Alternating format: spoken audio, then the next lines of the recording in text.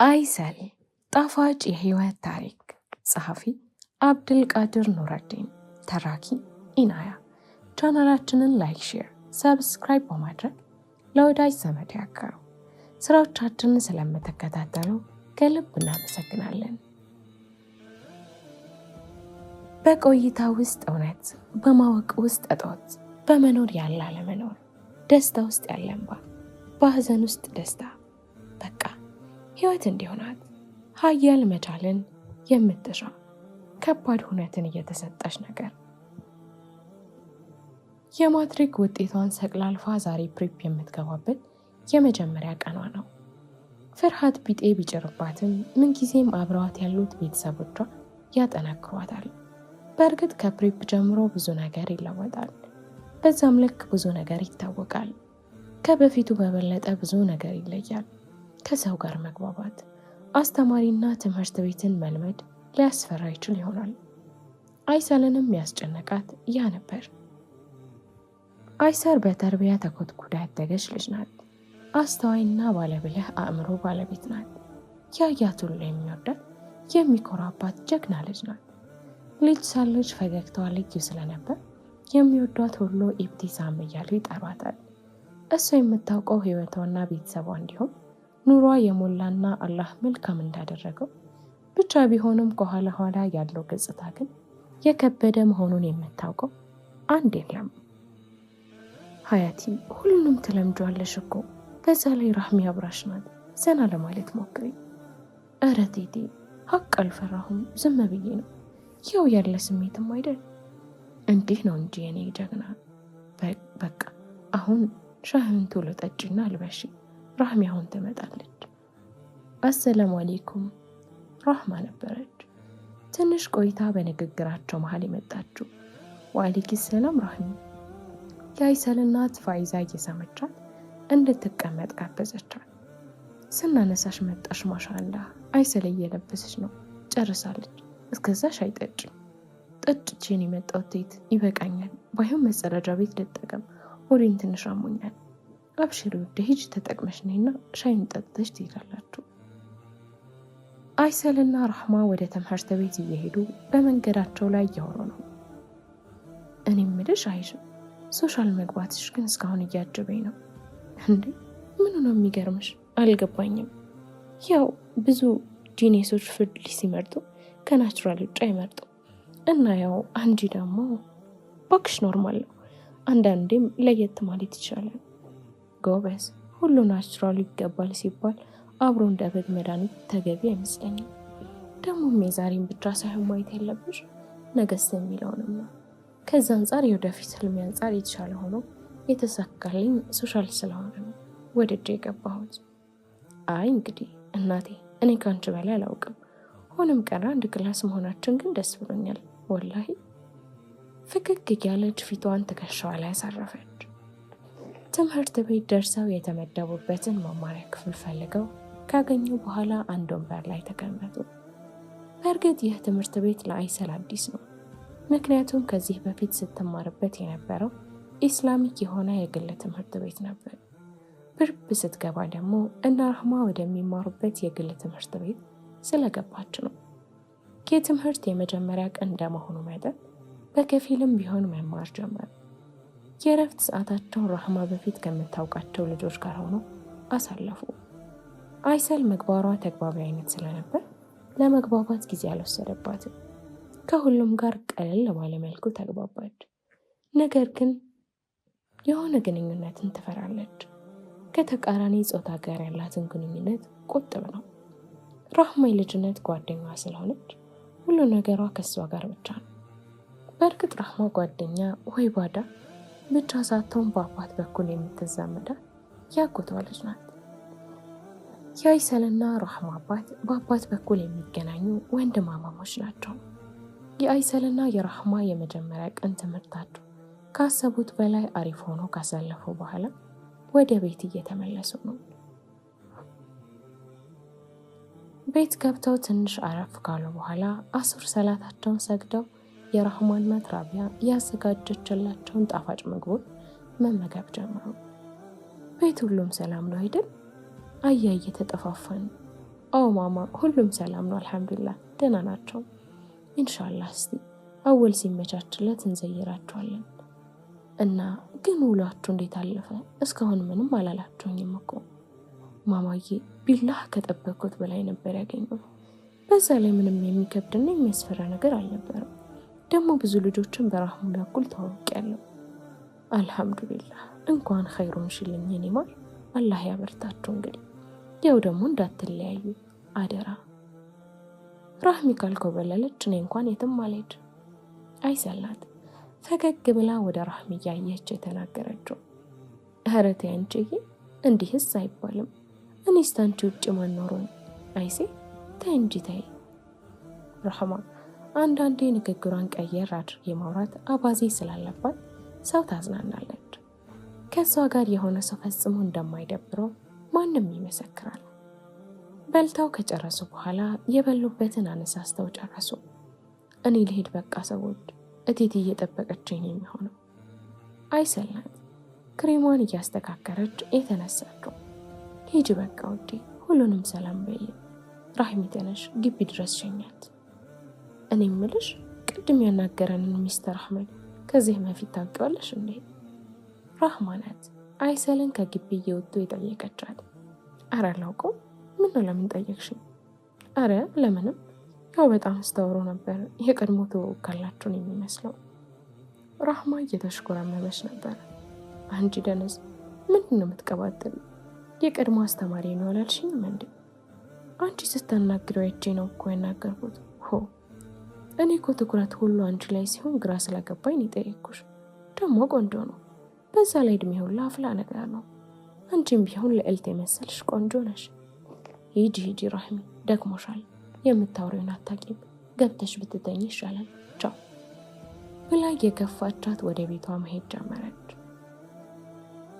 አይሰል ከነ ራህማ ቤት በትንሽ ርቀት ላይ ወደሚገኘው ቤቷ ለመድረስ የእግር ጉዞ ካደረገች በኋላ ወደ መግቢያው ደረሰች። አሰላሙ አለይኩም ቤቶች።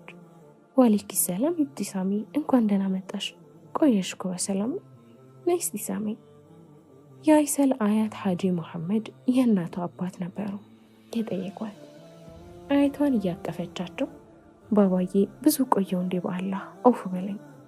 የራህሚ እናት ከትምህርት መልስ ወደ ቤታቸው እንድመጣ ጠይቀኝ ስለነበርኩ በዛው ሄጄ ነው። አሁን ግን ይህ ጺምህ ሳይገለኝ በፊት ቶሎ ልቀቀኝ ባባ። ሃሃ ጺሜን ያንሽልኝ ስልሽ እምቢ አላልሽም? ይውጋሽ እንደውም። ውይ ባባ ወላሂ ሰዓት አልበቃ ብሎኝ ነው እኮ። ቆይ አነሳልሃለሁ። አሁን ረፊና ያንን ነገራችንን ሰሪልኝ።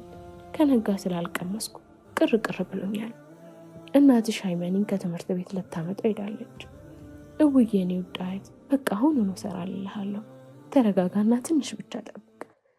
እሺ አለሜ፣ በቃ እስከዛ ጋሻወል ጋር ደርሼ ልምጣ። ቅድም ነው ፈልግሃለሁ ብሎ ሰው ይላከብኝ እያሉ ተነሱና ጫማቸውን ማድረግ ጀመሩ። ሂድ በቃ እስክትመጣ ፏ አድርጌ እጠብቅሃለሁ። ቀስ እያልክ ተራመድ ደግሞ እያለች የሚይዙትን ምርኮዝ አቀበለቻቸው። አሰላሙ አለይኩም አህባብ። የአይሰል እናት ፋይዛና ወንድሟ አይመኒ ነበሩ። ሐጂ መሐመድ ከቤት ሲወጡ አስከትለው ከቤት ተመልሰው ወደ ቤት የገቡት።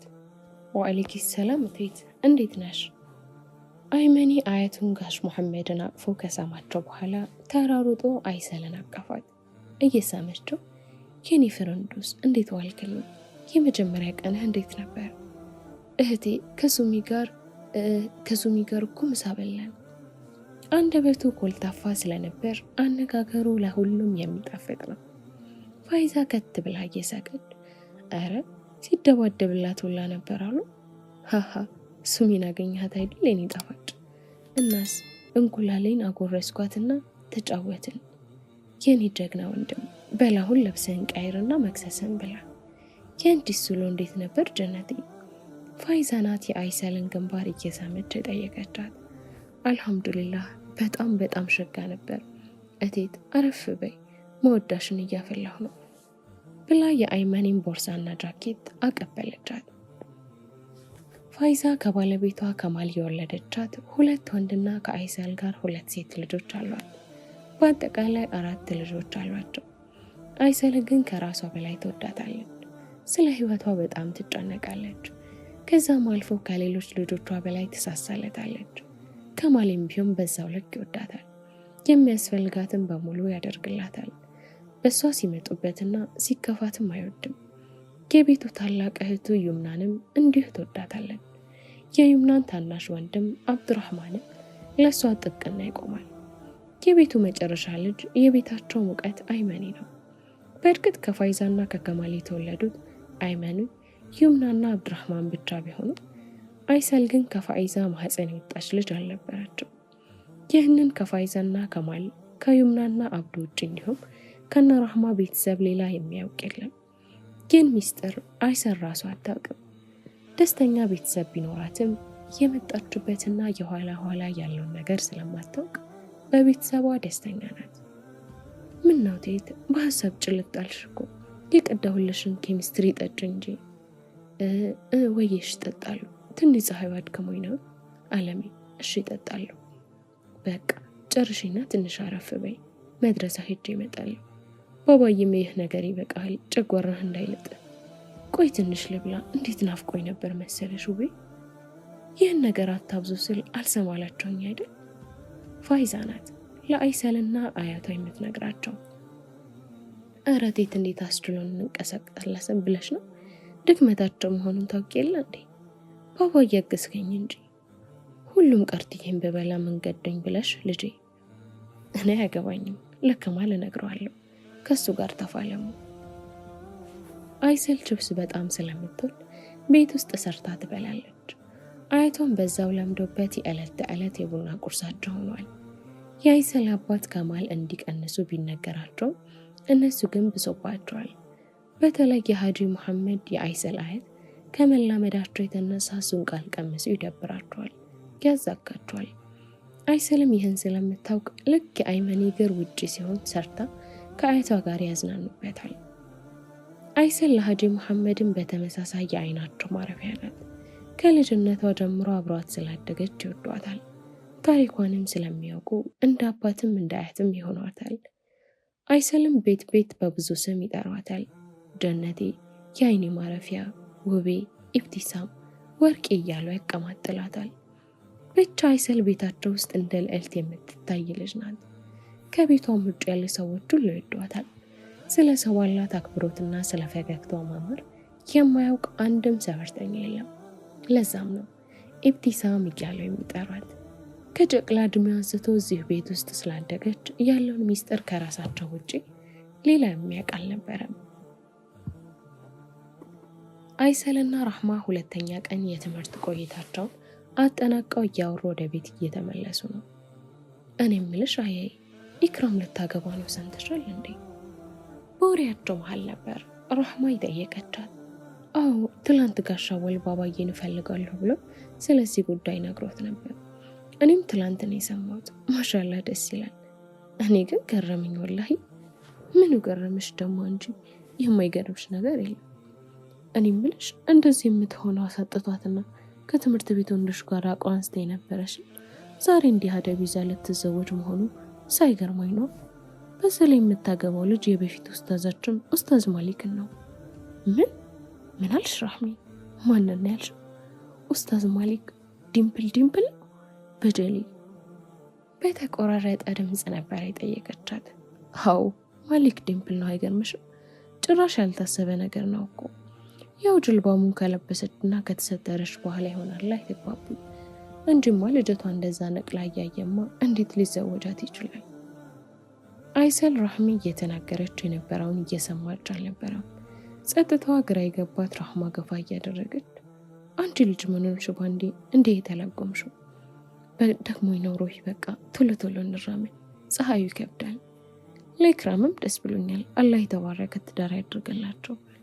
እኔማ ያኔ መድረሳ ውስጥ እንደዛ ከተናገረችሽ በኋላ አናግሬያት አላቅም። ሰው ለራሱ ተብሎ ስለተነገረው እንዴት እንደዚያ ይሆናል? ሆ ራህሚ በቃሽ፣ ስሜት ይሆንብናል። ነገር ቀይል በራህማ። አይሰል ግራ እንደተጋባች ፊቷ ላይ ይነበባል። አይሰል በሁኔታው የተደናገጠችበት የራሷ ምክንያት አላት። አይሰል የኡስታዝ ማሊክ ተማሪ ነበረችና ዲን ላይ ካላት እውቀት ጋር በየትኛውም ኮርስ ላይ አክቲቭ ናት። ኡስታዝ ማሊክ ጉንጮቹ አካባቢ የደስ ደስ ስለነበረው ዲምፕል የሚል ቅጽል ስያሜ የሰጡትም አይሰልና ራህማ ናቸው። ነገር ግን ይህን ቃል ከነሱ ውጭ የሚጠቀም አልነበረም። አይሰል ከኡስታዝ ማሊክ ጋር ከመቅራትና ማስቀራት በዘለለ መግባባትም ቅርበትም ነበራቸውና ሳይታሰብ መግባባታቸው ከፍ ብሎ ኡስታዝ ማሊክ ለአይሰል ኒካህ እንዲያስሩ ጠየቃት። አይሰል ያኔ 10ኛ ክፍል ተማሪ ስለነበረች በእርግጥ የተጋነነ እድሜ ልዩነት አልነበራቸውም። አይሰልም ሳይታወቃት በርቀት ሆነው ያለምንም ድንበር ጠልቃ ወደው ነበርና ጥያቄውን መግፋት አልፈለገችም። ነገር ግን በራሷ ወስና ጥፋት ለማጥፋት ስላልፈለገች ይህን ጥያቄ ወደ ቤተሰቧ ይዞ እንዲመጣ በህጉ መሰረት አሳወቀችው። እሱም ያለምንም ማቅማማት ነበር በጊዜያት ውስጥ ወደ አይሰል ቤተሰብ ሽማግሌ ላከው። ነገር ግን የአይሰል ቤተሰቦች ምላሽ እንዳሰቡት ሳይሆን ቀረባቸው። የአይሰል አባት ከማልና ፋይዛ ልጃቸውን ለመስጠት አልፈለጉም።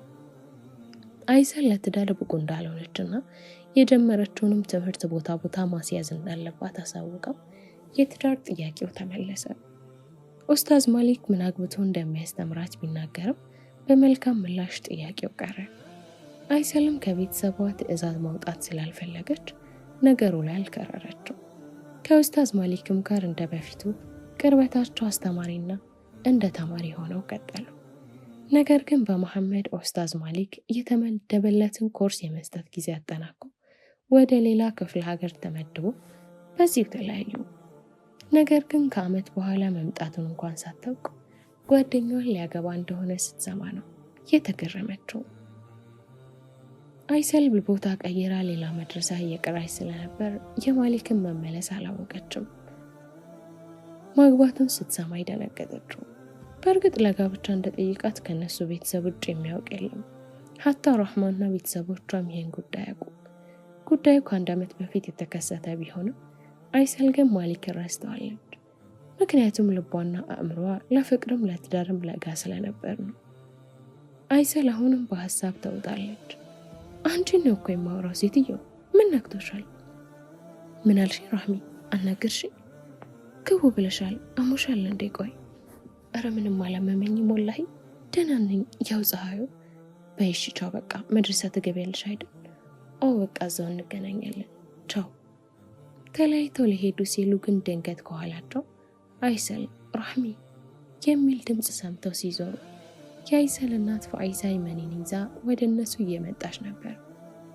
ደርሰው ሰላምታ ከተለዋወጡ በኋላ አይሰልና ራህሚ አይመንን ተቀባብለው ተቃቅፎ ሳሙት። እንዴት ነሽ ራህሚዬ? አልሐምዱሊላህ ቴት ደህና ነኝ፣ አንቺስ? አልሐምዱሊላህ አለነ ውዴ። በሉ በቃ ቻውቲት፣ ወደ ቤት እየሄድኩ ነበር። ራህማ ናት እየተሰናበተቻቸው የነበረው። ውይ ሄድሽ ነው እንዴ ውዴ? ነይ በአላህ መክሰስ በልተሽ አርፈሽ ትሄጃለሽ። አይ ቴት ልሄድ፣ ወደ መድረሳ ስለምመለስ በጊዜ ብሄድ ይሻለኛል። ቻው። አይ ቴት በይሽ በቃ ቻው፣ በቃ ራቡን ሁሉንም ሰላም አለይኩም በይልኝ። ተሰናብተው የሄዱ በመሃል አይሰል እናቷን እያወራች ሰማሽ እንዴት ቴት ኢክራም ልታገባ እንደሆነ? አዎ አያትሽ ነገረኝ እኮ ማሻአላህ፣ ደስ ይላል። አላህ የተባረከ ትዳር ያድርግላችሁ።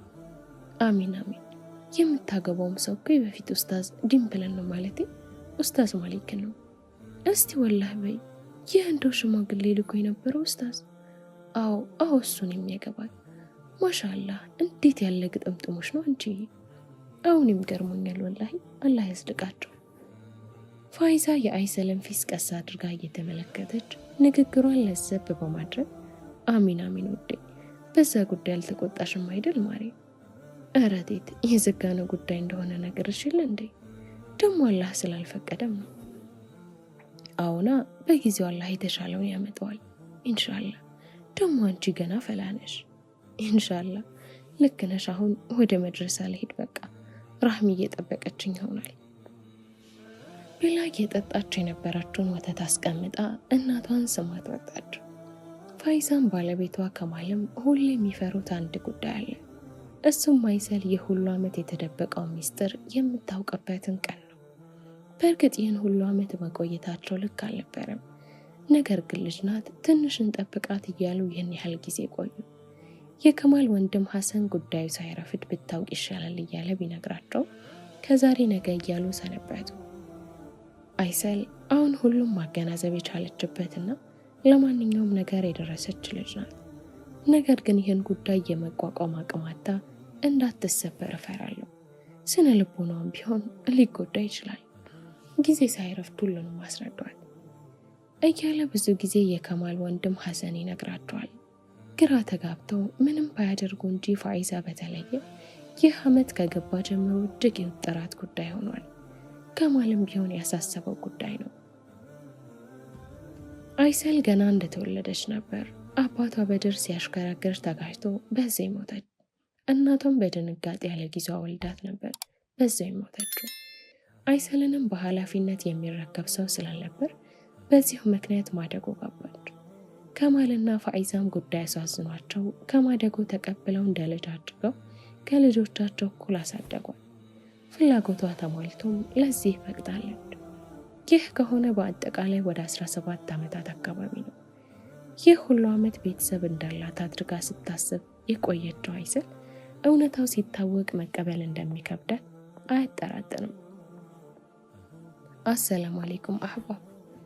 ፋይዛ በሐሳብ ተውጣ ሳለ ነበር ድንገት ባለቤቷ ከማል ከሄደው የሥራ ሀገር መመለሱን ያየችው። ወአለይኩም ሰላም ወራህመቱላህ ጋሼ መጡ እንዴ ብላ ተቃቅፎ ሰላምታን ከተለዋወጡ በኋላ ፋይዛ የሚበላ ምግብ ማዘጋጀት ጀመረች።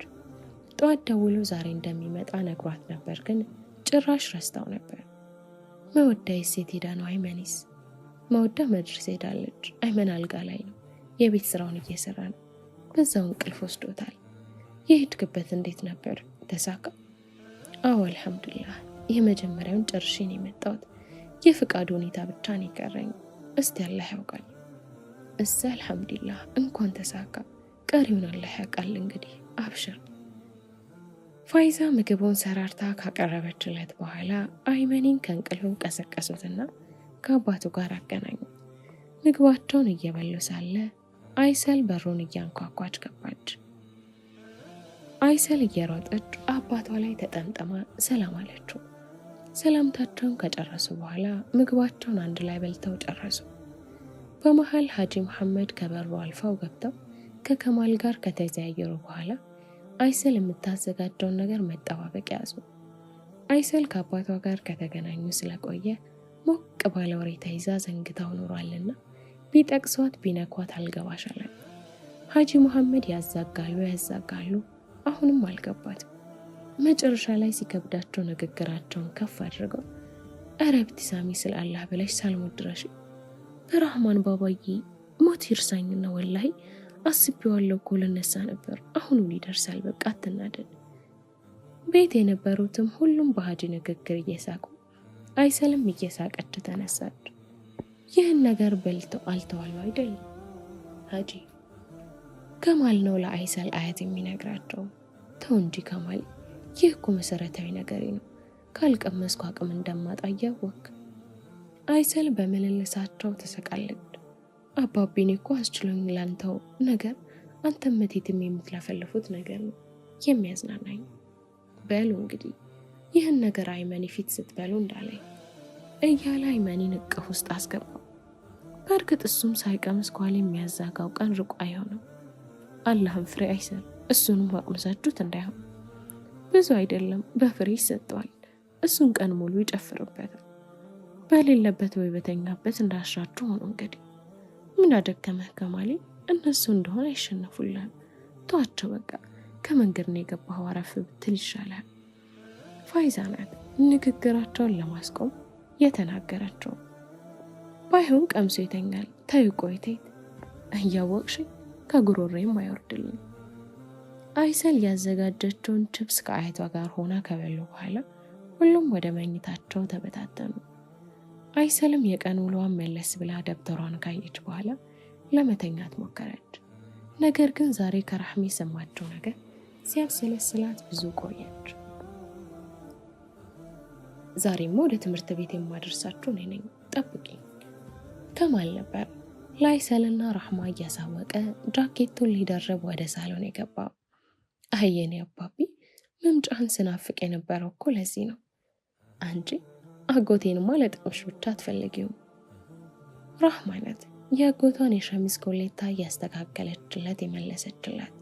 ንገሪልኝ እስቲ የኔ ቅመም እያለ የራህማን ግንባር ሳምና አይሰለንም እየሳመ ወደ መኪናው ገቡ። ከማል ፋይዛና ሀጂ መሐመድን እንዲሁም አይመኒን ከተሰናበተ በኋላ መኪናውን አስነስተው ወጡ። እናም ትምህርቱ እንዴት እያደረጋችሁ ነው? የማህበራዊ ሳይንስ ተማሪ መቼስ ንቁ ነው መሆን ያለበት። ወደ ትምህርት ቤት እየሄዱ ነው ከማል ይጠይቃቸው። አይሰልና ራህማ እየተያዩ እየሳቁ አባቢ ለከና አልሐምዱሊላህ፣ ደግሞ ሁሉ ሸጋ ነው። አይሰልም ብትሆን ሁሉም ምችት ብሏት ኖሯልሃል። ከማል በራህማ ንግግር እየፈገገ ታዲያ አስቀድማችሁ ይሳቃችሁት ለምንድን ነው? ያው ገና ትምህርቱን መጀመራችን ስለሆነ ንቁ ለመሆን ስላልተዘጋጀን ይመስለኛል የሳቅነው። ራህሚ እንደዛ ነው? አዎ አይሰል ልክ ናት፣ ለዛ ነው። ከሆነ ኸይር፣ በደንብ ቸክላችሁ ተማሩ። አሁን ደርሳችኋል መሰለኝ። መልካም ነው። መልካም ትምህርት ይሁንላችሁ። እሺ አባዬ፣ ሰላም አለልኝ። እየሳሙት ከወረዱ በኋላ ወደ ትምህርት ቤቱ መግቢያ በር አቀኑ። ከማል ግን ወደ ስራ የመሄድ ሀሳቡን ድንገት ቀይሮ መኪናውን አዙሮ ወደ ቤት ተመለሰ። ፋይዛ አይመኒን ትምህርት ቤት ወስዳ ስለነበር ቤት ውስጥ ሀጂ መሐመድ ብቻቸውን ናቸው። ከማል ቤት ደርሰው ከሀጂ መሐመድ ጋር እየተጫወቱ ሳለ በንግግራቸው መሃል አይሰልን አንስተው ማውራት ጀመሩ። የአይሰል ጉዳይ እጅግ ያሳሰባቸው ሀጂ መሐመድ ጉዳዩን ጊዜ ሳይሰጡት በእርጋታ መንገር እንዳለባቸው ለከማል ነገሩት። ከማል የሚነግርበት መንገድ ጠፍቶት ዝም አለ እንጂ ለመንገር ካሰበ ዓመታት አልፈዋል። ስለ ጉዳዩ እያወሩ ሳለ ፋይዛ ከበሩ አልፋ ገባች። በነገሩ ላይ እሷም ግራ ተጋብታና ተጨንቃ ስለነበረ መነጋገር ያዙ። አይሰል ራህማና ሚስተር አህመድ እጅግ ተቀራርበዋል። ከልክ ያለፈ ነገር ባይኖርም ስለ ብዙ ነገር ያወራሉ። ያው ሚስተር አህመድ አንድም ተግባቢ ነበር፣ በሌላ በኩል ደግሞ ጎበዝ ተማሪዎችን ስለሚወድ ነበር እንደ ጓደኛ የቀረባቸው። ምግባራቸው ወጣ ያላለና ከሌሎች ተማሪዎች ለየት ያለ ልስልስ ነበር የተግባባቸው። ከአይሰል ጋር ስለ ብዙ ጉዳይ ያወራሉ። ዲን ላይ ያላት አቋም ጽኑ ስለነበር ሚስተር አህመድ ብዙ ነገሮችን እየጠየቃት ተምሯል። ግንኙነታቸውና ቅርርባቸው ከትምህርትና ቁም ነገር ሳይዘል አንድ ሴሚስተር ጨረሱ።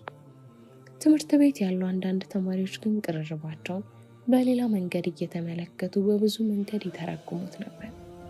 በእርግጥም ሚስተር አህመድ ከራህማና አይሰል ጋር ብዙ ጊዜም ከነሱ ጋር ስለሚያሳልፍ የተማሪዎች መጠርጠር አይገርምም ነበር። ራህሚ አትመጣም? እቴት እኔ ልሂድ በቃ። ወላሂ ምን ነው በሰላም ነው የቀረችው? አዎ በሰላም ነው፣ የሆነ የምትሄድበት ጉዳይ አላት፣ ለዛ ነው። አባቢ አልጨረስኩም፣ ቶሎ እንውጣ። እየተጣደፈች ነበር የምታወራው። ፋይዛ እየሰመቻት እሺ ቀስ በይ ሰላም ዋይልኝ አለሜ ብላት ከተለያዩ በኋላ ከከማል ጋር ወደ ትምህርት ቤት መሄድ ጀመሩ። ብዙ ነገር እያወሩ ሳያስቡት ትምህርት ቤት ደርሰው አይሰል ከማልን ተሰናብቶ ወደ ትምህርት ቤት መግቢያ በር መራመድ ጀመረች። ከማልም መኪናውን እየነዳ ወደ ስራው ሄደ። አይሰል ሰው እየጠራ ስለነበር ወደ ኋላ ዞረች። ሚስተር አህመድ ነበር። ሰላም አለይክ፣ እንዴት ነሽ? ወአለይክስ ሰላም። አይሚን አህመድ። ለምዶብኝ እኮ ሚስተሩን ከቅም ማውጣት እየከበደኝ ነው። ግድ የለም ቀስ በቀስ ትለምዷለሽ። እምልሽ ምን ነው ዛሬ ብቻሽን? ራህሚ የለችም እንዴ? እንደምታይ የለችም፣ የሆነ ቀጠሮ ስላላት አልመጣችምና ለዛ ነው ብቻዬን ያገኘኝ። ለነገሩ ልክ ነሽ፣ ይህ ዓመት ከተጀመረ ይኸው አሁን ያለ ራህሚ አይሽ። ምን ታደርገው እንግዲህ ይታደሉታል እንጂ አይታገሉት። ይቺ ስታስተውያት የምትፎክሪያት ነገር ግን ወላሂ ጉራ አይደለም። እኔ ጉራ ምን እንደሆነው ላይገባኝም፣ ማለቴ እንዴት እንደሚጎረርም አላውቅም። ለማንኛውም ጉራውን ተይና ወደ ክላስ ግቢ፣ በቃ በኋላ እንገናኛለን። የጀመርሽልኝን ወሬ ትቀጥያታለሽ፣ የቆምሽበትን ከረሳሽ ግን ትቀጫለሽ። እሺ በቃ ቻው። የአይሰል ቤተሰቦች የሚነግሩበትን መንገድ ሲያወጡ ሲያወርዱ ከቆዩ በኋላ በስተመጨረሻም ሊነግሯት ወስነዋል። ትቀበል አትቀበል ቢጠራጠሩም እውነታን ከባለቤት ማሸሽ እንደማይቻል ስላወቁ ባሉት ቀናት ውስጥ ሊነግሯት ቀን ቆረጡ። አይሰልና ሚስተር አህመድ በመደበኛ ቦታቸው ተገናኝተው እያወሩ ነው። ዛሬ ራህማ ስለሌለች አይሰል ለብቻ ከወንድ ጋር መቀመጥ ሼም ይዟታል። ምክንያቱም ከወንድሞቿ ውጪ ከሌላ ወንድ ጋር ተቀምጣ አታወራም። በመካከላቸው ሰፊ ክፍተት ፈጥረው ተቀምጠዋል። ያው እንደነገርኩሽ ነው፣ ስለ እኔ ብዙ የማውቀው ነገር ወይም ሰፊ ታሪክ የለኝም። ያለፈንኛትን እንዲሁም ያሳለፍኩበትን የሚነግረኝ የለም። ከማን እንደተገኘው የማውቀው ነገር የለም። ነገር ግን የ4 ወይም የ3 ዓመት ልጅ ሳለሁ ነበር እናቴም አባቴም በሞት ያጣሁት። አንድ ትንሽ ሕፃን እንደነበረችም ሰምቻለሁ። ለትንሿ ሕፃን ልጅም ሆነ ለእኔ ከእናትና አባታችን ውጭ ሌላ ዘመድ አልነበረንም። የአባታችን አንዳንድ ቤተሰቦች ግን ራቅ ወዳለ ቦታ እንደሚኖሩ አውቃለሁ። ያው ያኔ አቅራቢያችን ማንም ስላልነበር ሁለታችንም ወደ አሳዳጊዎች ድርጅት ገባን። እኔም አንድ ባለ ሀብት ቤተሰብ ወስደውኝ ከእነሱ ጋር ነው ያደግኩት። አሁንም ከእነሱ ጋር ሆኜ ነው እዚህ የደረስኩ። ያ ረብ፣ አህመድ ምን ማለት እንዳለብኝ አላውቅም። ወረቢ፣ ታሪክህ ያሳዝናል። በጣም ጠንካራና ጀግና ልጅ ነህ። ይህን ሁሉ ታሪክን አሳልፈህ እዚህ መድረስም ትልቅ ነገር ነው። አሁን አልሐምዱሊላህ ሰሊም፣ ከአላህ በታች ግን አብረውኝ ያሉት ቤተሰቦቼ ናቸው ለዚህ ያበቁኝ። በእርግጣው እንዲህ አይነት ቤት ውስጥ ማደግህ አንድ ነገር ነው። ግን እሺ፣ ከዛስ በኋላ ስለተወለደችው ትንሿ እህት የሰማው ነገር የለም? አዎ፣ ከዛን ጊዜ አንስቶ አሁንም ድረስ የማውቀው ነገር የለም። ላሳደጉኝም ቤተሰቦች ብዙ ጊዜ በደንብ ለመጠየቅ ሞክሬያለሁ፣ ግን እነሱም የሚያውቁት ነገር አልነበረም። እምልህ ምናልባት ያን ያገባችበት ማሳደጊያ ካገኘህ ከቻል? አዎ ልክ ነሽ። ሁለታችንም የወሰድን ማደጎ ቤት ማግኘት ችዬ ነበር፣ ግን ፋይል አሳልፈው እንደማይሰጡ ነገረኝ። በተለያዩ ጊዜያት ብመላለስም እንኳን ፈጽሞ እንደማይቻል አስረግጠው ነገሩኝ። እኔም ከሆነ ጊዜ በኋላ መመላለሱን ታውኩት። ያው እስካሁን ሄጄ አላቅም። ወይ በራህማን፣ ምን ጉድ ነው! ኢንሻአላህ የሆነ መፍትሄማ አይጠፋም። እስቲ በደንብ ማሰብ ነው። አሁን ወደ ክላስ ልግባ። በቃ አንተም ነቃ እንድትል ሻይ ነገር ጠጣ። እሺ፣ ወደ ክላስ ተመለሽ። በቃ እንገናኛለን። አይሰል በሰማቸው ነገር እጅግ አዝናለች። ክላስ ገብታም ትምህርቷን መከታተል ከበዳል። ከምንም በላይ ያለ ቤተሰብ የሚያድጉ ልጆች ነገር ያሳዝናታል። ለዛም ነው የአህመድ የኋላ ታሪክ ሲረብሻት የዋለችው። የቀሩትን ትምህርቶች ከተማረች በኋላ ወደ ቤት ሄደች። የራህማ እንደ ደበራት ያወቀችው ዛሬ ብቻዋን ስትሆን ቤት ገብታ ዞር ሰላቷን ከሰገደች በኋላ ለማረፍ ወደ ክላሷ ገብታ ተኛች። የአይሰል ቤተሰቦች ሁሉም ቤት ተሰባስበው ጉዳዩን ለማስረዳት ወስነው እየተጠባበቋት ነበር። ነገር ግን ያለ ወትሯ ከሰዓት ቤት መታ መተኛቷ ግራ ስለገባቸው ነገሩን ሳይነግሯት ቀሩ። አለሜ አሞሻል እንዴ? ምን ነው ደበረሽ? አያላመመኝም እቴት፣ ያው ራህሚ ስላልነበረች ትንሽ ደብሮኝ ስለዋልኩ ነው። እውዬ የኔ ቆንጆ ልጅ ነይ እስቲ ቀፊኝ ብላ አቀፈቻት። ሌላስ የደበረሽ ነገር ነበር እንዴ? በእርግጣው የሆነ ነገር ሰምቼም ትንሽ አዝኜ ነበር። ምንድነው እሱ ደግሞ? ምን ሰምተሽ ነው? ያው ራህሚ ታውቋለች ያልኩሽ ሚስተር አህመድ አወቅሽው? አዎ፣ ያ እንደውም ጉረኛ ይለኛል ያልሽው መምህር አይደል? አይዋ፣ ዛሬ ራህሚ ስላልነበረች ብሬክ ታይም ላይ አብረን ነበርንና ያለፈ ታሪኩን ነግሮኝ ትንሽ አሳዝኖኝ ነው። ወይ ምን ነው በአላሁ፣ ምን ሆኖ ነው? አይሰል ሚስተር አህመድ የነገራትን በሙሉ ለእናቷ ነገረቻት። ወላሂ ቴት በጣም ነበር ያሳዝነኝ። በዛ ላይ ያለ ቤተሰብ የሚያድጉ ልጆች ነበር አንጀቴን የሚበላው። የአይሰል እናት ፋይዛ አይኗ በእንባ መሙላቱን ስታውቅና አፏ ሲተሳሰር እመለሳለሁ ብላ ከአይሰል ክፍል ፈጥና ወጣች። ወላሂ ከማል፣ እኔ ለዚች ልጅ ምን ብለን እንደምንነግራት የማውቀው ነገር የለም። በተለይ ሰሞን የዛን መምህር ታሪክ ከሰማት ጀምሮ ንግግሯ በሙሉ ያሆኗል። የአይሰል ቤተሰቦች ሁኔታውን በሙሉ የሚነግሩበት መንገድና አጋጣሚ ግራ እንደገባቸው ቀናት በድጋሚ እየሄዱ ነው። ከማልም ሀሳብ ሆኖበት ስራው ላይ ትኩረት ማድረግ አልቻለም። ሀጂ መሐመድም እንዲሁ በጭንቀት ተውጠዋል። ነገሩ ይህን ያህል መክረድ ሳይጀምር መንገር እንደነበረባቸውና የካማል ወንድም ሐሰን ሲላቸው የነበረውን ጉዳይ ችላይ ማለት ጥፋታቸው አሁን ይፋ ሆነላቸው። ከማል ቢጨንቀው ከሁሉም ጋር ሆኖ ጉዳዩን ለመፍታት እየሞከረ ነው። የራህማ አባትም ጉዳዩ አሳስቦት ስለነበር መንገዱን አብረው ለመክፈት እየለፉ ነው።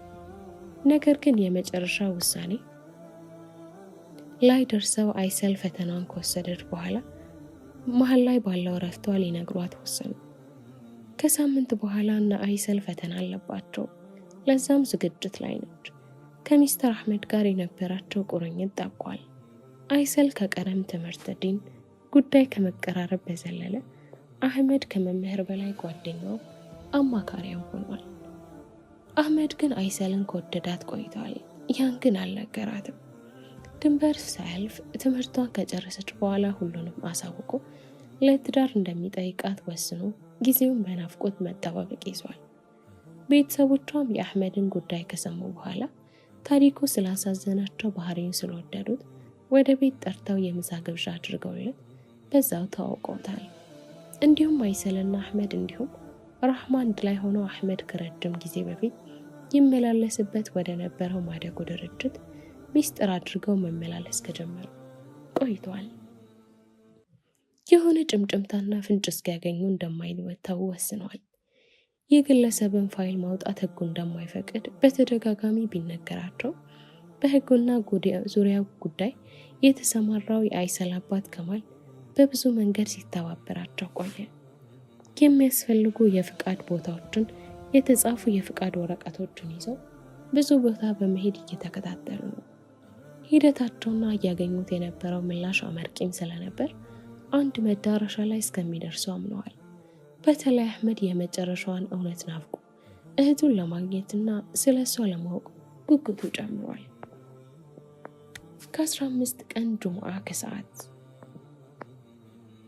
የአይሰል ቤተሰቦች፣ የራህማ ቤተሰቦች ሁሉም ከጁምዓ ሰላት በኋላ እና አይሰል ቤት ታድመዋል።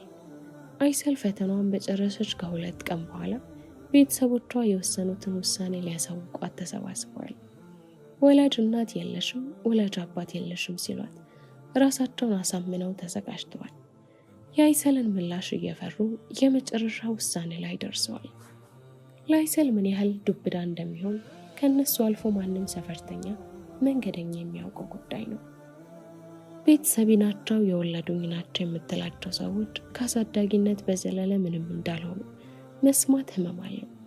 እህቶች፣ ወንድሞች ብላ የምታስባቸው ነፍሶች ከወጡበት ሆድ አለመውጣቷን ስታውቅ ስለምታስበው ማሰብ ይከብዳል። እውነት ወሳኝ ነገር ነው፣ ተደብቆ ቀብር አይወርድም ነበርና ለእውነቱ ዛሬ ቀጠሮ ይዟል። ምድር ላይ ተሸሽጎ ያለ ነገር ሁሉ በጊዜ ውስጥ ይፋ ይሆናል። እውነታን ይዤ እሞታለሁ ብለው ቢያስቡ እንኳን ይፋነቱ አይቀሬ ነው። ምን ቢዘገይም ሀቅን መደበቅና ከሀቅ መሸሽ አይቻልም። ምን ለመቀበል የሚያዳግቱ እውነቶች ዛሬ ቢርቁንም በዘመን ውስጥ ግን ቅርባቸውን ሆነው ይገኛሉ። ምክንያት እውነት በቃሉ ልክ እውነት ስለሆነ። ባቢ ሳላውቅ ልትድሩኝ ነው እንዴ? ወይስ የሚመጡ ሽማግሌዎች አሉ? አዳዲስ ፊቶችና ወከባ በዙብኝ። አይሰል ከአዳማ የመጡትን እህትና ወንድሟ ዩምናና አብዱን በቆሬት እያየች ነበር ስታወራ የነበረው። ምኑቴ ንግግሬ ቅኔ ነው አልሽ? ገብቶናል፣ አታድግሚ። አብዱ ነበር እየሳቀ መለሰላት። የኔ ውድ ወንድም የቅኔ ፍቺ ነኩ ናስቲ ልቀፍ። ምን ነው ባካችሁ አብረን ካልሞትን አላችሁ ድንቢጦላ። ይምና ነበረች ልጇን ምግብ እያበላች የምትናገረው። ወይ እህቴ ደግሞ ዘንድሮ በኛ ትቀኛለሽ እንዴ? አብዱ ግድ የለህም፣ የሚያዋጣህን አንተ ታውቃለህ። ኧረ ይምኒ ወንድሜንማ እንዲህ አታስፈራሪው። አልችላችሁም እኮ ልፊ ቢላይ ነው። ሚስተር አህመድ አይሰልና ራህማ ሲመላለሱበት የነበረው የማደጎ ድርጅት ጉዳይ ከደረሱና ምላሻቸውን ካገኙ ቆይተዋል። በእርግጥ ሚስተር አህመድ ብዙ ዓመታትን ሲያስበው ሲፈልጉ የነበረው እውነታ ማግኘት አልቻለም ነበር።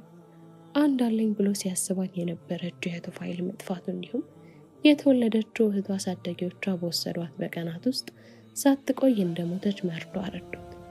ስለተባለው ጉዳይ ማመን ቢከብደውም ፋይሉ ግን የትኛውም የማደጎ ቅርንጫፍ ውስጥ ሊያገኙት አልቻሉም ነበር።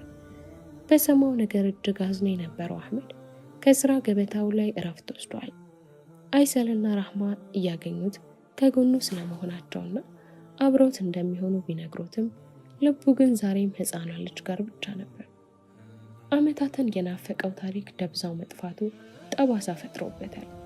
አለ ያሉት ነገር መኖሩ ሲቀርና አለመኖሩን መቀበል ያማል። ያ ነበር ለአህመድም የከበደው። ያሳደጉትን ቤተሰቦች በጉዳዩ አዝነዋል። በእርግጥ ምን እንደተሰራ የሚታወቅ ነገር የለም እንጂ እነሆ ዛሬም ሀቅ ካለ መታወቁ አይቀርም። አይሰልና ሚስተር አህመድ ከቤት ግቢ ውስጥ ውጪ መገናኘት ጀምረዋል። በዛም የተነሳ ያለምንም ድንበር መጣስ ቅንርባቸው በእጥፍ ጨምረዋል። አህመድ አይሰልን መውደዱ በየጊዜው እየጨመረ መሆኑን ስለተረዳ ያሰበውን ማድረግ እንዳለበት ተረድቷል። ይህንንም ጉዳይ ለአይሰል አጎት ልጅ ራህማ ለማማከር ወስኖ ሁሉንም ነገር አጫወታት።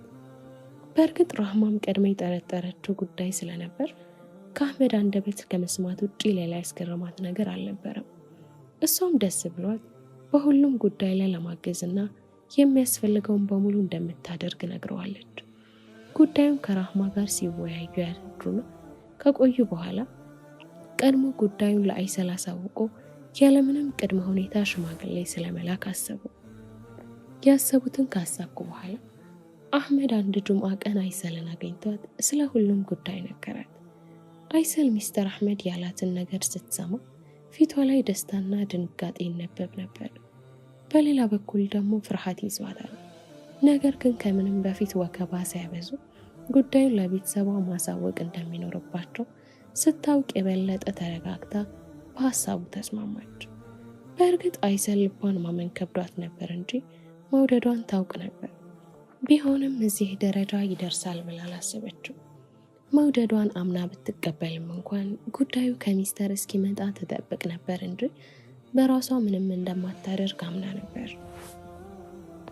በቀናት ውስጥ ወደና አይሰል ቤት ሽማግሌ ተላከ። ጉዳዩ ላይ በደንብ ከተወራ በኋላ አይሰል የሚስተር አህመድ መሆኗ ታወጀ። ይህ የብስራት ዜና ለሁሉም ደስታ ነበር። በንግግራቸው መሃል ውስጥ አይሰል የዚህ ዓመት ትምህርቷን እንደጨረሰች ወደ ትዳር እንደሚገቡና ትምህርቷንም አብራ እንድትማር ተወስኖ ሽምግልናው በሰላም ተጠናቋል። የአይሰል ቤተሰቦች በቤቱ ማዕዘን ተቀምጠው ስለተሰባሰቡበት ጉዳይ መነጋገር ጀምረዋል። ተው እንጂ ተው፣ ለምንድን ነው እንዲህ የምትሉት? አላህን አትፈሩም? ለምንድን ነው የምትቀልዱት? ሰለችኋችሁ እንዴ? አስጠላኋችሁ? ደበርኳችሁ እንዴ? ባባ እቴት አብዱ ተናገሩ እንጂ ለምንድን ነው ዝም የምትሉት? ወላጅ ቤተሰቦች አይደለንም ማለት ምን ማለት ነው? ዝም አትበሉ፣ በአላህ አታሳብዱ። አይሰል እየጮኸችም እያነባችም ነበር። ታውቋቸዋል ግን ምን እያላችሁኝ ነው? ቤተሰብሽ አይደለንም፣ ቤተሰብ የለሽም እያላችሁኝ ነው እኮ። እዚህ ያለው ሁሉ ቤተሰብሽ አይደለም ነው እኮ ያላችሁት። እቲት አንቺ ስለምን የምታለቅሹ? ስለ እኔ ወይስ ስለ ራስሽ? ከወዲያ አልወጣሽም ማለቱ እንዴት አስቻለሽ? እንዴት አስቻለሽ? አይሰል ስለ እሷ የነበረውን እውነት ሰምታ ደንግጣለች። እንደፈሩት መቀበልም ማመንም አልተቻላትም። ቀድሞ ሲነግሯት ቀልድ መስሎ ቢታያትም ነገሩ እየከረረው ናት መሆኑን ስትረዳ ግን እንደ እብድ ሆናለች። እየተነሳች እየተቀመጠች እቤት ውስጥ ላሉት ሁሉም ሰዎች ጥያቄዋን ታዘንባለች። ጥያቄዋ ለረጅም ሰዓት ቀጥሏል። አብዱ ይምና አንድ ነገር በሉ እንጂ፣ ውሸት ነው በሉ እንጂ፣ ቀልድ ነው በሉ እንጂ። ምናቸው ነኝ? ማን ነኝ? ወይስ እናንተ የሚሆን እውነት ተቀበላችሁ? ራህሚ አንቺ ሲህን ጉዴን ቀድመሽ ታውቂ ነበር ወይ? መልሽ። ራህማም አብራ እያነባች ነው። ሁሉም ዝም ብሎ አይሰል ብቻዋን ስታወራ ከቆየች በኋላ ድንገት አዙራት ራሷን ስተወደቀች። ቤተሰቡ ተደናግጠው ውሃና አየር እየሰጧት ቆዩ። ተመልሳ በቆይታ ውስጥ ነቃች። ነቅታም ግን ጥያቄው አላባራም ነበር። የሚመልስ ጠፋ እንጂ። ሰዓት፣ ቀን፣ ሳምንት ጊዜያቸውን ሳይሰስቱ ተሸጋገሩ። የከማል ቤት ዝምታ አስፈሪ ሆኗል። አይሰል ዛሬም ብዙ ጥያቄዎች አላት። ትጠይቃለች፣ ግን የጥያቄዋ መልስ አይጥማትም። ይህን ሁሉ ዘመን ስለምን ዋሻችሁ? ለምን የዚህን አይነት ትልቅ ጉዳይ ከኔ ደበቃችሁ? ለኔ ማዘን እንዴት አቃታችሁ? የአይሰል ጥያቄና ወቀሳ ከቀን ወደ ቀን ተመሳሳይ ነበሩ። ከማልም ፋይዛ ማረጋግተው ለመንገር ቢሞክሩ ፊቷን አዙራባቸዋለች። ለምትሳሳለት አይቷ ሳይቀር ንግግሯን ነስተዋለች። አይሰል በሁኔታውን ቤተሰብ ብላ ስታስባቸው በነበሩትም ሰዎች አዝናለች። አይሰል ሳምንቱን በሙሉ ክፍሏ እያሳለፈች ከቆየች በኋላ በስተመጨረሻም ከክፍሏ ወጥታ ሚስተር አህመድን ለማግኘት ለቀናት ሳትረግጥ የቆየውን መሬት ትሄድበት ጀመር። ሳምንት የታሰረው እግሯም ነፃነቱን አውጆ እየሰራ ነበር። ቤተሰቦቿ ብቻዋን ወደ ውጭ መምጣቷ ቢያስጨንቃቸውም አህመድን ልታገኝ እንደሆነ ስላወቁ ምንም አላደረጉም። ውስጧ ጥያቄ አዝሎ በጥያቄ ተሞልቶና በሀሳብ ተውጣ መንገዱን ከጨረሰች በኋላ ከአህመድ ጋር ከተቀጣጠሩበት ስፍራ ደረሰች። አህመድ አይሰል ሳምንቱ ሙሉ ስለጠፋችበት ተጨንቆ ቆይቷል።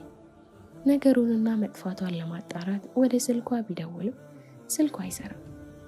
በስተመጨረሻም ወደ ቤተሰቦቿ ደውሎ አይሰል ጥሩ ስሜት ላይ እንዳልነበረች ነግረው የተፈጠረውን አሳውቀውታል። ወደ ቤት መጥተው ሊያወራት እንደሚፈልግ ቢጠይቃቸውም ብቻዋን መሆን እንደምትፈልግና ሰው ማግኘት እንደማትፈልግ እንዳሳወቀቻቸው ስለነገሩት መገናኘት አልቻሉም ነበር። አይሰል ከአህመድ ፊት ተቀምጣ እያለቀሰች ጉዳዩን የሚረዳውና ከሆኑ ጊዜያት በፊት እሱም ላይ የደረሰውን ስሜት የሚያውቀው አህመድ ከማጽናናት ይልቅ አብሯት አለቀሰ። እሺ እኔ ማንኝ? ምንድን ነው? እውነት ነኝ ወይስ ሐሰት? እውነቴስ ምንድን ነው? ሐሰት የሆንኩት ስለምንድን ነው? አይሰል በለቅሷ መሃል እነዚህን ቃላት ደጋግማ ትናገራለች። ማን ማንን ማጽናናት እንዳለበት ሳያውቁ ለረጅም ሰዓት በዝምታና ለቅሶ ውስጥ ካቆየ በኋላ አህመድ ዝምታቸውን ሰብሮ ስለ ጉዳዩና ስሜቱ ጠልቆ አወራ። ደፍሮ አይዞሽ ማለት የከበደው አህመድ ከማጽናናት ይልቅ አብሮ አንብቶ እንዲቀላት ካደረገ በኋላ ስላለፈው ቀንና ጭንቀቱን ማብረጃ ይሆን ዘንድ የሚሻላትን ጉዳይ ነግሯት አይሰል ድጋሚ የሆነ እድል እንዳላት አሳወቃት። ሚስተር አህመድ ለአይሰል ያለፉ ቤተሰቦቿን የማፈላለግና የማግኘት እድሏ ሰፊ እንደሆነና ለእሱ ያደረጉትን የመፈለግ ጉዞ ለእሷም መጀመር እንደሚችሉ ከነገራት በኋላ ከቀኑ ብዙውን ክፍል አብሮ አሳልፈው ተለያዩ። አይሰል ወደ ቤት ተመልሳ ወደ ክፍሏ ከመግባቷ በፊት ሳሎን ሁሉም ፊት ተቀምጣ በተረጋጋ መንፈስ ማውራት ጀመረች። ሁሉንም እውነት ማወቅ እንደምትፈልግና ስለ ትክክለኛ ወላጅ ቤተሰቦቿ መጠየቅ ጀመረች። የቤተሰቦቿን የበፊት ህይወት፣ ስለ ቤተሰቦቿ ቤተሰብና እህት ወይ ወንድም እንዳላት ጠየቀች። የወላጅ እናቷን የአባቷን ስም መስማት ናፈቀች። ፎቶዋቸውን ለማየት ፈለገች። ሁሉንም አንድ በአንድ ነግረው በአሁን ሰዓት አይሰል የሚዛመዳት ዘመድ እንደሌለ፣ ነገር ግን ወንድ ይሁን ሴት የማያውቁት እህት አሊያም ወንድም እንዳላትና ስለሱ ግን የሚያውቁት ጉዳይ እንደሌለ አሳውቋል። የሰማችው ትንሽ ምልክት ተንተርሳ ያላትን አንድ የደም ሰው ማግኘት እንደምትፈልግና እንዲያግዛት ካደረገች በኋላ የሚያስፈልገው ማድረግ ጀመሩ። አይሰል ከትምህርት ገበታዋ ሳምንቱን ሳትገኝ ቀርታ ፍለጋዋን ጀምራለች። በፍለጋዋ መሃል ግን አያቷ ሀጂ መሐመድ በጠና ታመሙ፣ ሆስፒታል ገቡ። የምትሳሳለትና የምትሞትለት አያቷ ህመም ሌላ ጭንቀት የሆነባት አይሰል ውላ ዳራ ሆስፒታል ሆነ። ቤተሰቦቿም አይሰል ላይ በተፈጠሩባት ተከታታይ ጭንቀቶች የተነሳ የስነ ልቦናዊ ጫና እንዳደረባት ተረድተዋል። አይሰልም ሁሉም ጉዳይ ከአያቴ በኋላ ይደርሳል ብላ የጀመረችውን ጉዳይ ትተዋለች። ሀጂ መሐመድ እርጅና ተጫጭኗቸው ስለነበር ትንሽ የሁኔታው ነገር አስጨንቋቸዋል። ዛሬም ጊዜያት መዘግየታቸውን አልለቁም። አይሰል ትምህርቷን አቋርጣ እየተማረች ነው። የዓመቱ ትምህርት የሚያበቃበት ጊዜ ውስን ጊዜ ቀርቷል። ነገር ግን በገጠሟት ጉዳዮች የተነሳ ለፈተና መዘጋጀት አልጀመረችም። ሀጂ መሐመድ ህመሙ ጋብ ብሎላቸው ቀና ቀና ማለት ሲጀምሩ ግን አይሰል ያቋረጠችውን ፍለጋ ከአህመድ ጋር ሆና ጀመረች። ሚስተር አህመድ ባለመመቻቸት እንዲሁም ከተሰጠውና ከሞላው የፍቃድ ጊዜ በላይ በስራ ገበታው ባለመገኘቱ ስራውን ካቋረጠ ሰነባብቷል። የአይሰልን ቤተሰብ በመፈለግ ሂደታቸው በአህመድ በኩል ስላዩት ያለምንም ውጣ ውረድ ከህግ አንስቶ ፍቃድ የሚሰጡ አካላት ጋር ሆነው ስራቸውን እያስኬዱ ነው። አይሰል መጀመሪያ ካሳዳጊዋ ከማል ጋር ሆና ቀድማ ወደ ተወለደችበት ሆስፒታል አመራች። የተወለደችበት ዓመት ወደ ኋላ ቆጥሮ ፋይሏን አወጡ። ማማ አይሻ ሳኒ ናስር። አይሰል ወደ ተወለደችበት የኋላ ዘመን ተሸጋግሮ ፋይሏ ሲገኝ መጠሪያው በእናቷ ስም ነበር። ምክንያቱም እንደተወለደች ስም የሚያወጣላት ቤተሰብ አልነበረም። ከትክክለኛ ወላጅ አባቷ እስከ ትክክለኛ አያቷ ድረስ ያለውንም ስም ደጋግማስ አነበበች። በድር ማህሙድ አሊ፣ በድር ማህሙድ አሊ። እንባዋ ሲወርድ ይታይ ነበር። በተመሳሳይ የእናቷን ስም ደጋግማ እያነበበች ውስጧ አተመችው። አይሻ ሳኒ ናስር፣ አይሻ ሳኒ ናስር። ውስጧ ትርምስምስ ሲል የታወቃት አይሰል ራሷን አሳምና ካረጋጋችው በኋላ በድጋሚ የተነሳችበትን ፍለጋ ጀመረች። አይሰል ላሰበችውና ለጀመረችው ጉዳይ እጅ አትሰጥም። ቆራጥነት ያላት ሴትም ስለነበረች የትኛውም ከባድ ጉዳይ ከሀሳቧ እንደማያስቀራት አምና ነበር። አይሰል የተወለደችበት ሆስፒታል የሚያስፈልጋቸውን ማስረጃ በሙሉ ከተሰጣቸው በኋላ መጨረሻ ላይ ወደ ወሰዷት ማደጎ ድርጅት አድራሻ ሰጥተው አሰናበቷቸው። እንደገና አይሰል ውስጧ ተረብሿል። ምክንያቱም ወደ እውነቷ እየተቃረበች ስለነበር አንድም ደስታ አንድም ጭንቀት ይዟት ነው። ከሁሉም በላይ ግን ጥንካሬዋና ሚስተር አህመድ ከጎኗ መሆኑ የትም ሳይገታት እንድትራመድ አግዟታል። አይሰል ወዳደገችበት ማደጎ ድርጅት ደርሰው ሁኔታውን ካሳወቁ በኋላ ከዋና የማደጎ ድርጅት የፍቃድ ደብዳቤ እንዲያመጡ ተነገራቸው። ወደ ዋና የማደጎ መቀመጫው ደርሰው ሁኔታውን ካስረዱ በኋላ ግን ያን ደብዳቤ ለማግኘት ወደ 15 ቀን ቀጠሮ ተራዘመባቸው። ጉዳዩ ከዓላማቸው ትንሽ ወደ ኋላ ቢያስቀራቸው 15 ቀኑን ይሁን ብለው በትዕግስት ጠበቁ። በጥበቃቸው መሃል ግን አህመድና አይሰል ኒካህ አስረው የጋብቻ ቀናቸው መስከረም 5 ላይ ቆረጡ። በህይወት ውስጥ ምንጊዜም ታዲያ ውጣ ውረድን አለፍኩ ብለው መባቻ ላይ ደርሰው ግርዶም መግለጥ ብቻ ሲቀር ከስር ከስር የሚከሰቱ ድንገተኛ እንቅፋቶች አሉ።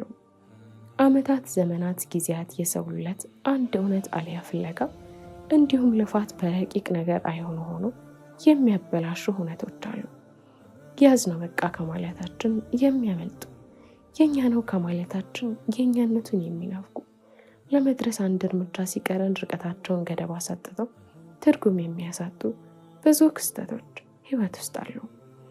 በእርግጥ ያለ ልፋትና ሰበብ ማድረስ የሚሆን ነገር ባይኖርም ሰበቡና ውጣ ውረዱም ቢኖር እንኳን ፊት ለፊታችን የሚደቀኑ ችግሮች አይጠፉም። የአይሰልን የፍለጋ ሂደትም ያስተጓጎለው አንድ ድንገተኛ ጉዳይ ተፈጠረ። የምትወደውና ሀዘኑን የማትፈልገው አሳዳጊዋ ነገር ግን ወላጅ አባቴ ብላ ስታስብ የነበረው ከማል በድንገተኛ ሁኔታ ከቤት ወጥቶ ከቀረ 2 ቀናት አለፉ። በተፈጠረው ጉዳይ ተጨንቀው መላ ቤተሰብና ዘመድ ጋር ቢፈለግም ሊገኝ አልቻለም። ለደቂቃ ከቤት ሲወጣ የሚሄድበትን የሚያሳውቃቸው ከማል ምንም ሳይናገር ወጥቶ ላልተመለሰ 45 ሰዓታት እንደሆነው ለፖሊስ ጥቆማ ሰጡ። ፖሊስም ከከማል ቤተሰቦች አስፈላጊ ናቸው ብሎ ያሰባቸው መረጃዎች በሙሉ አንድ በአንድ ከተቀበለ በኋላ መንገድ ይሆነኛል፣ ወደ እውነታው ያራምደኛል ብሎ ያሰበው አንድ ጉዳይ ውስጥ ገባ። ዛሬስ በየትኛው መንገድ ይሆን ከኔ የምታመልጠው? የትኛው ሰቅ ይሆን ከኔ የሚያመልጥ? ህግ ዛሬ ቆምኩለት። ህግ የት ነው ያለው? ተሻለ የተባለ ሰው ነበር። ፊት ለፊቱ የሚገኘው የከማል እጅና እግር ከወንበር ጋር አስረው የሚናገሩ። በእርግጥ የቆምኩለት ህግ የኖርኩለት ህግ አሁን ላይኖር ይችላል። ነገር ግን እመነኝ፣ ምን ነገሮች ተቀይረውና ተበላሽተው አሊያ ረፍዶ ቢሆን እንኳን ህግ ግን ፍርድ አላት። ጊዜዋን ጠብቃ ትፋረድሃለች። ለእያንዳንዱ የወንጀል ድርጊትህ ታስከፍልሃለች። ያንን ቅንጣት አትጠራጠር። ተሻለ ከከማል ንግግር በኋላ በረጅሙ ሳቀ። ዛሬ አንድ ድመት እኔ አይጥ መስለን ብንታይም ግን ነገ ወጥመድ ውስጥ የማስገባህ እኔ ነኝ። የዛሬን መቀመጤና ቅማጣቴን ሳይሆን መመልከት ያለብን የህግን ታማኝነት ነውና ነገሩ ከመክረሩ በፊት በሰላም እንለያይ። አሁንም ህግ እያልክ ነው? ሃሃ ከዚህ በኋላ ከኔ የምታመልጥ ይመስልሃል? ከኔ የሚያስመልጥህ ሰው ያለ ይመስልሃል? ከዚህ በኋላ በህይወት እኖራለሁ ብለህ ታስባለህ? ከንቱ እያለ ደረቅ ምራቁን ከማል ላይ ተፋበት። ተሻለ ንግግሩ በኃይለ ቃል እንደቀጠለ ነው። ዘመኔን ነጥቀኸኛል። የጓጓሁለትን የኖርኩለትን ሁሉ ወስደህብኛል። ከምወደው ቤተሰብ ነጥለኸኛል። የጓጓሁለትን በሙሉ መና አድርገህብኛል። አንተ ማለት ህይወቴን ያበላሸ ተራ የሆንክ ተራ ሰው ነህ። ምንም አልወሰድኩብህም። ሆንም የነጠቅከው ነገር የለም። ራስህ ነህ በገዛ እጅህ ራስህን የገደልከው። እኔም ህግ ያዘዘኝን ያደረግኩት። ዝም በል አልኩ፣ ዝም በል። በንግግሩ መሃል ከማልን በአይን ጥፊ መታው። ከማል እንደፈራውና ፖሊስም እንደተጠራጠረው ከማል የታገተው ተሻለ በተባለ ግለሰብ ነው። ከማል ላይ ቂም ይዞ ቆይቶ የነበረው ተሻለ የተባለው ግለሰብ የ10 ጊዜውን ጨርሶ ሲወጣ ቀን ጠብቆ ባልታሰበ መልኩ ከማልን አርቆ ወስዶ አግቶታል። ከማል በየትኛውም ፍርድ ቤት ታዋቂ ጠበቃ ነው። ስራውን የሚያከብርና ለህግ ተገዥ የሆነ እንዲሁም ስራውን በሐቀኝነትና ታማኝነት የሚሰራ ሰው ነው። ለዚህም ስራው ብዙ አድናቆትና ሽልማትን እንዲሁም እውቅናን ማግኘት ችሏል። የሰውን አንድ እውነት ከግብ ሳይደርስ ማረፍ አይወድም። ሐሰት ውስጥ ያለ እውነትን አግባብ ባለው መልኩ ተከራክሮ ትክክለኛነቱን ያሳያል። ነገር ግን ከማል ከረጅም ጊዜ አንስቶ የያዘው አንድ ጉዳይ ነበር። ነገሩ ከበድ ያለ አይነት ስለነበር እሱን የያዘው ጉዳዩ የግድያ ሙከራ ማድረግ ነበር። አቶ ቢኒያም የተባለ የጠበቃ ከማል ደንበኛ የነበረው ግለሰብ ተሻለ በተባለ አካል ልጃቸው ላይ የግድያ ሙከራ አድርጎ ጉዳዩ ህግ ፊት ደርሷል። የጉዳዩ ጥፋት ሙሉ በሙሉ ተሻለ በተባለው ግለሰብ ላይ መሆኑ እርግጥ ነበር። ከማልም ያናሳምኖ ተገቢውን ቅጣት እንዲያገኝ ብዙ እየለፋ ነበር። ልፋቱን መና ሳይገባ ተሻለ የተባለው ግለሰብ ለአመታት እስር ቤት ገብቶ ቅጣቱን እንዲያገኝ ማድረግ ችሏል። ከማል የትኛውም ጉዳይ ከእውነት ማሸሽ ስለማይፈልግ ያለምንም ሀፍረት ሁሉንም ማስረጃ ህግ ፊት አቅርቦ ውሳኔ እንዲወሰን ማድረግ ችሏል። የግድያ ሙከራ አድርጎ የተፈረደበት የተሻለ የተባለ ግለሰብ ከማል ላይ ቂም ይዞ እንደነበር ግልጽ ነው። ይህ ታሳሪም የእስር ጊዜውን ጨርሶ የወጣው ቅርብ ጊዜ ነው። ከማልም በቅርብ ጊዜ አንስቶ በሚጠቀምበት ስልክ ዛቻና ማስፈራሪያ ሲደርስበት ነበር። ጉዳዩ ተደጋጋሚ ሲሆንበት ግን ባለቤቱ ፋይዛ ጉዳዩን ቀድሞ ለህግ እንዲያሳውቅ ከወተወተችው በኋላ ቀድሞ አሳውቋል። ከማልም ቀድሞ የጠረጠረውን ይህን ተሻለ የተባለ ግለሰብ ነው። ከማል ይህን ጊዜ ሲጠፋም የፖሊስ አካል ተንተርሶ የገባበት ጉዳይ ባመለከተው ማመልከቻ መሰረት ነበር። ፖሊስም በጀመረው ፍለጋ ውስጥ ተሻለ ከተባለው ተጠርጣሪ ቤት አንስቶ የጠረጠራቸውን በሙሉ መመርመር ጀምሯል። ነገሮች በሙሉ ወደ ተሻለ ቢያመላክቱ አሳማኝ መረጃን ባለማግኘታቸው ግን ምንም አይነት ነገር ማድረግ አልቻሉም። የህግ አካላትም የፍለጋ ሂደቱን ከበፊቱ አጠናክሮ ታች ላይ ማለቱን ከጀመረ 2 ቀናት ሞሉ። ከማልም ከቤት ወጥቶ ሳይመለስ ከቀረ 96 ሰዓታት ነጎዱ። መላ ቤተሰቡ ከማል የሆነ ጥቃት ደርሶበት እንዳይሆን በሚል ስጋት ተጨንቀዋል። ባለቤቱ ፋይዛ ባሏን እንደቀበረች ሴት ሲነጋም ሲመሽም ማልቀስ ሆኗል ስራዋ። የአካባቢው ሰው በሙሉ ሀዘን ውስጥ ገብተዋል። በየማህበራዊ ሚዲያዎች ላይ የከማል መጥፋት እየተነገረ ይገኛል። ነገር ግን አንድም አየሁ የሚል አካል አልነበረም። 120 ሰዓታት ሌላ አንድ ቀን ያለምንም ምልከታ አለፈ። ከማል ከቤት ከወጣ በሳምንቱ ግን ተሻለ አግቶት ከነበረው ቦታ መለጠ።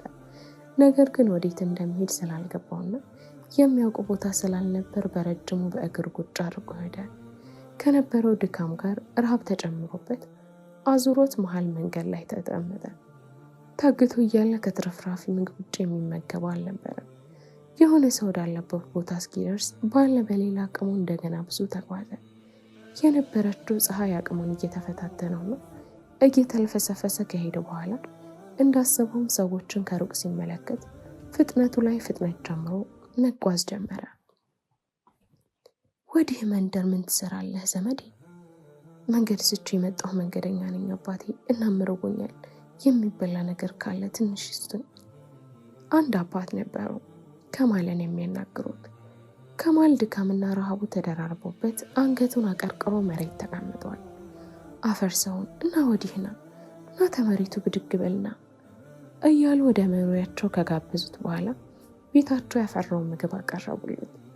ፈጣሪ ባርኮት አባቴ፣ እውነት አንቱን በማግኘቴ ደስተኛ ነኝ። ፈጣሪ አብዝቶ ይጨምርላችሁ። እረ ምን ነካህ ዘመዴ? ዳግም አይደል ምስጋናው? ተው በል አሁን እሱን ጥለህ ብላና እረፍት አድርግ። አይ ጋሺ፣ ወደ መንገዴ ብመለስ ነው የሚሻለኝ። የሚጠብቁኝ ቤተሰቦች አሉ። ተው ግድ የለም፣ ወዲሁ አንግተህ ትሄዳለህ። ታየለ ፀሐይቷን ባስ ብላለች። አብሽር አባቴ፣ መንገዱን ብቻ አመላክቱኝ እንጂ ግድ የለም ብሄድ ይሻላል ካልክ እንግዲህ ምን ገዶኝ። ወዲህ ተጫውተን ብትነጋ ደስ ይለኝ ነበር። እንዲያ ታለውን ቶሎ ተነስ፣ መንገዱን ልምራህ። ከማል ያገኛቸው መልካም አባት አብልተው አጠጥተው ከጨረሱ በኋላ አውቶቡስ የሚያዝበት መንገድ አሳይተውና የታክሲውን ችለው ወደ መንደሩ ሸኙት።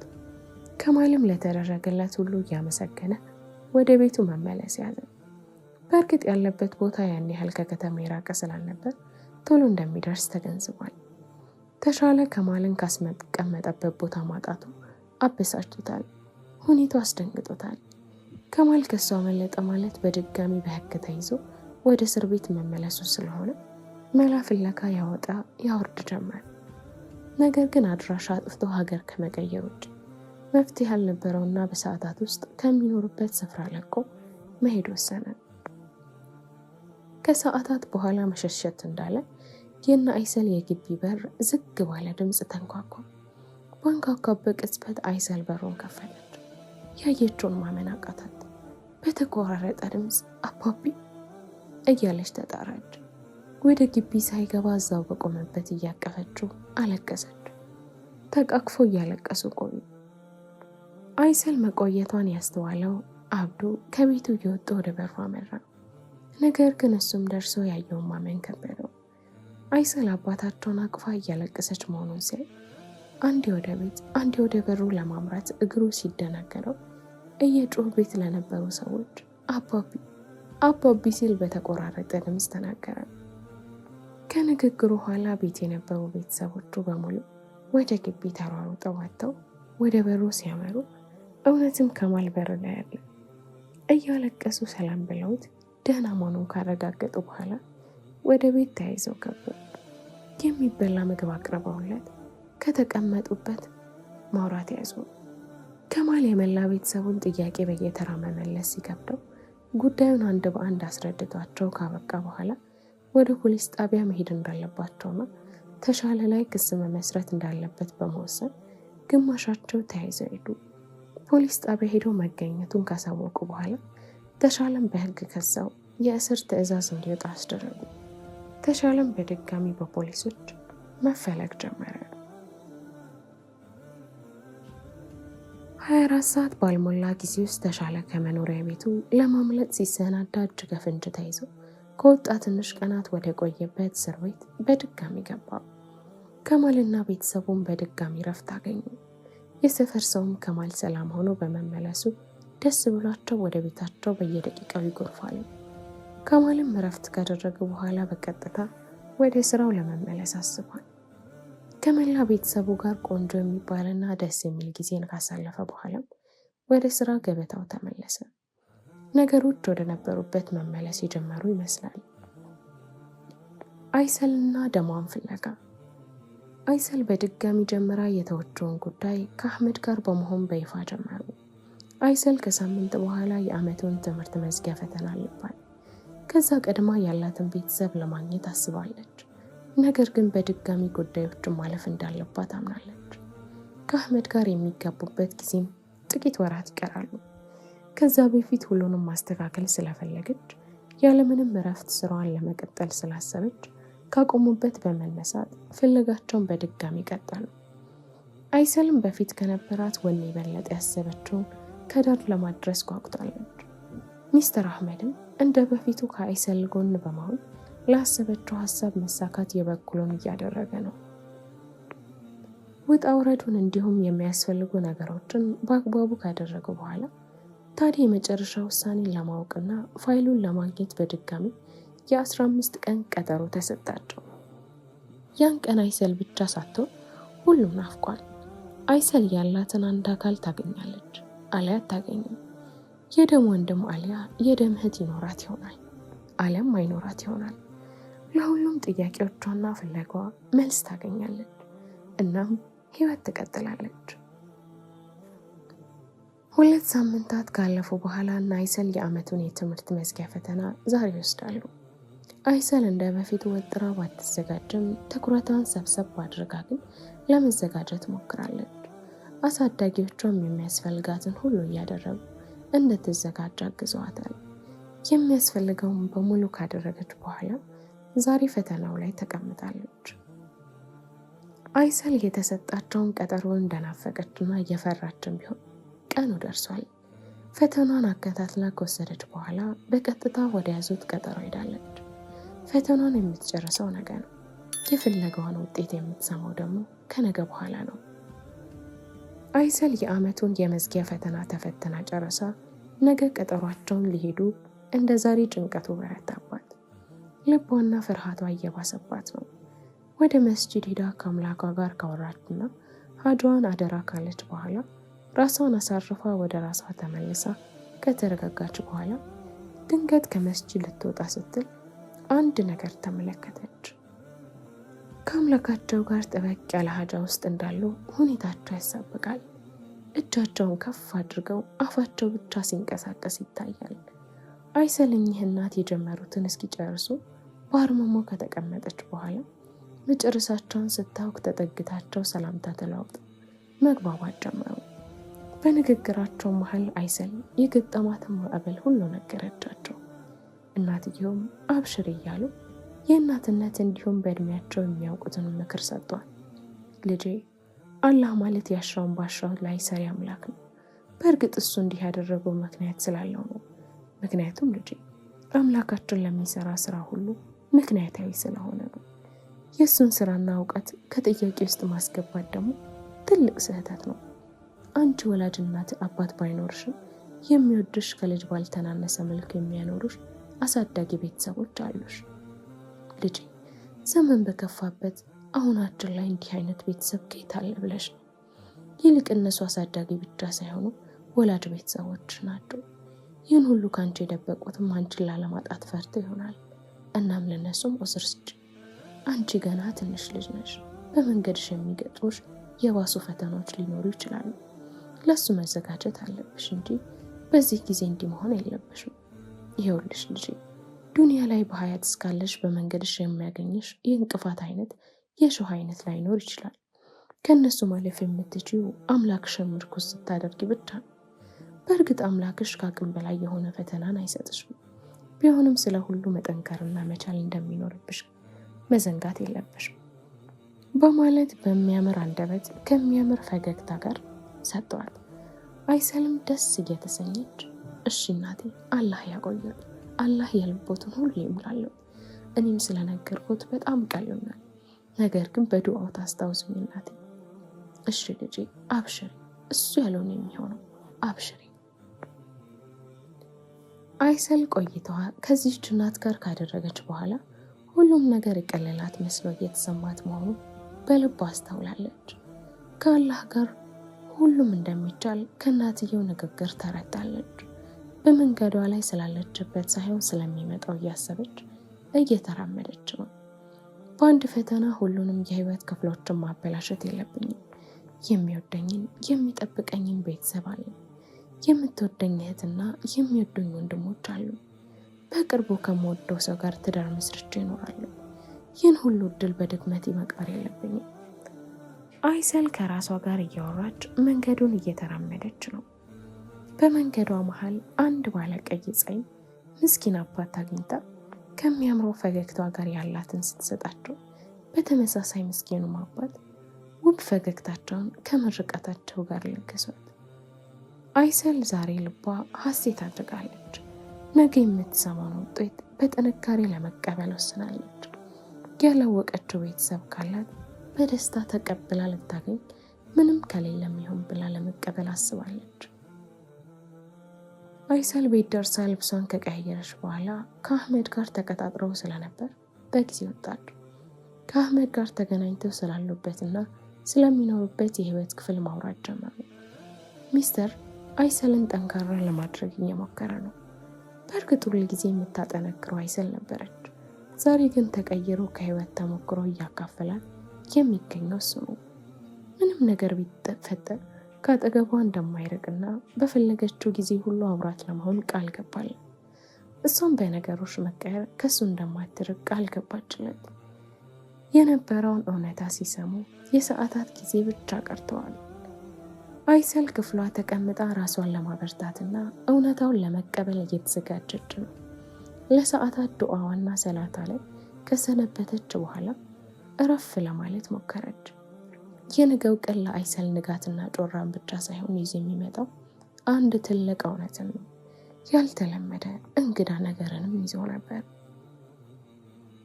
አይሰል፣ ሚስተር አህመድ እና ከማል ማደጎ ግቢ ውስጥ በሰዓታቸው ተገኝተው ፋይሉን ለማግኘት እየተጠባበቁ ነው። ሁሉም ዝም ብለው ተቀምጠው ስለሚመጣ እውነት ብቻ ያስባሉ። መምጣቱ አልቀረ የተባለለት ወረቀት እጃቸው ገባ። የአይሰል ልብ ምት ጨምሯል። ወረቀቱን ከፍቶ ለማየት ከብዷታል። እውነታውን ለመቀበል ራሷን አዘጋጅታ ለመመከት ከወሰነች በኋላ አስቀድማ ወደ ቤት እንዲሄዱ ነገረቻቸው። እርግጥ ነበር አይሰል ወንድም ነበራት።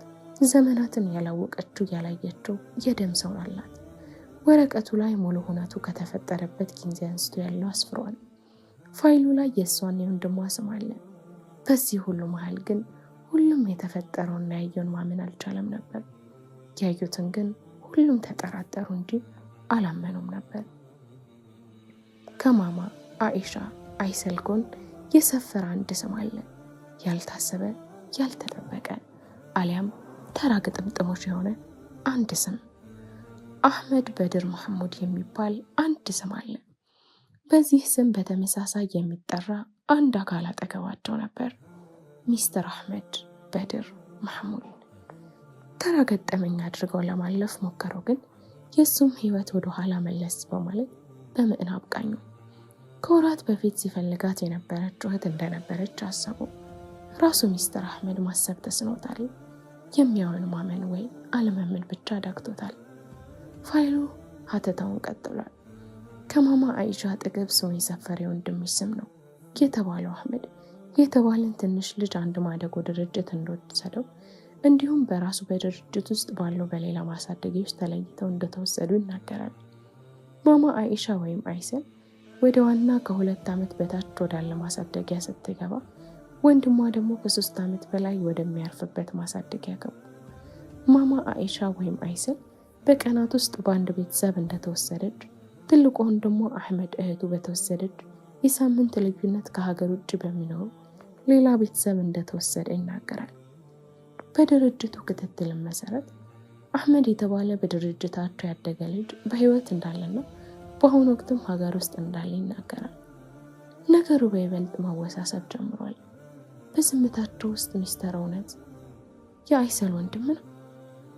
አህመድስ ሲፈልጋት የነበረችው እህቱ አይሰል ናት?